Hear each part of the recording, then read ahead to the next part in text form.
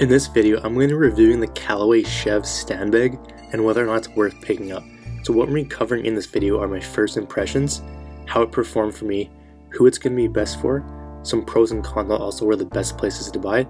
So if you just are looking for the cheapest place to pick it up, I will leave a link down below. At the time of this video, that was the best place we could find it.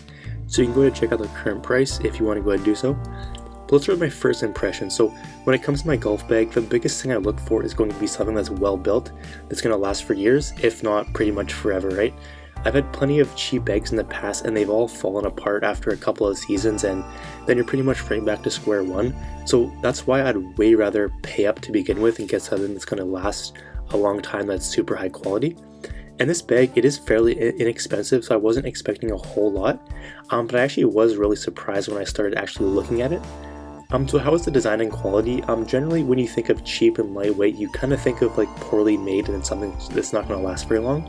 But I was actually really surprised, and it seemed to be higher quality than most of its competitors. It wasn't the best bag out there by any means, but for the price tag that it had on it, it was pretty solid. Okay, so obviously I haven't had it for like the longest time, so time's going to tell, but for what I could tell on like what we tried out and, you know, basically taking it out on the course, the legs didn't feel all flimsy and the zippers didn't seem like they'd break off after 3 zips. Okay, so how about the features? So it weighs about 5 pounds, which is super light. It has a water resistant valuables pocket, or has a full length like jacket pocket for, you know, your clothing or jacket, like that kind of thing. It's easy to grab handle, as you can see on the picture there. It has 5 full length club dividers, which is awesome. And then it has a double shoulder strap, which makes it easier to carry. Okay, so how did it actually perform out on the course? So I don't normally carry my own bag. I use a push cart, but I thought I'd better try it so I can give as much information as I can. It wasn't the most comfortable bag. Like, it wasn't as comfortable as like the $400 carry bags, but it definitely was better than some of the ones I've actually tested in the past. The shoulder strap was great, but there wasn't as much padding as like the high-end ones, like for the back padding. It wasn't the biggest deal. Like, it wasn't like not comfortable or anything like that, but it wasn't as you know, there wasn't as much padding and it wasn't as comfortable, but still wasn't a big deal. Okay, so other than that, there's plenty of room for all my stuff, and the clubs fit in nicely. You know, they didn't really get jumbled together. They're easy to put in and take out, that kind of thing. And there's really not much else you can ask for in a golf bag. So overall, for the price that it's at, it performed really well, and I was definitely you know, pleased to see that. So how about some pros? So it's reasonably priced, which is awesome. It was higher quality than a lot of other bags on the market. It comes with full-length club dividers, and then it's light and easy to carry around. Okay, so how about some cons? So it wasn't as comfortable to carry around as some of the high-end bags, you know, obviously, but it's kind of hard to complain about something that's so reasonably priced.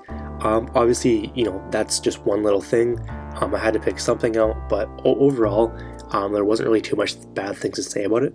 So how about the breakdown? So performance score, I'll give it an 8. Price score, I'll give it a 9. Durability score, I'll give it an 8. And then my personal score is an 8.5, which is pretty solid. Okay, so how about some frequently asked questions? So what is the weight of the bag? It weighs about 5 pounds, which is nice and light.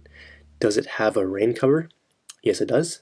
And then will the bag fit into a push cart? So what I ended up doing was I tied the legs to the bag so it wouldn't open, and it fit on no problem.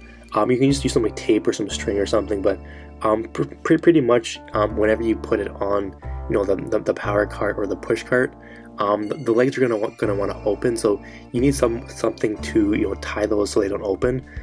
You know, it was a little bit of hassle, but I mean, it wasn't a huge deal. It took, you know, under a minute to tie it all together, and it fit on no problem. So that's just one thing to note. So is it worth it, taking into account all that? I would say if you're in the market for a new golf bag and you don't want to break the bank, this could be a great option for you. It wasn't the best bag out there by any means, but what you actually get for the price is definitely worth it in my opinion.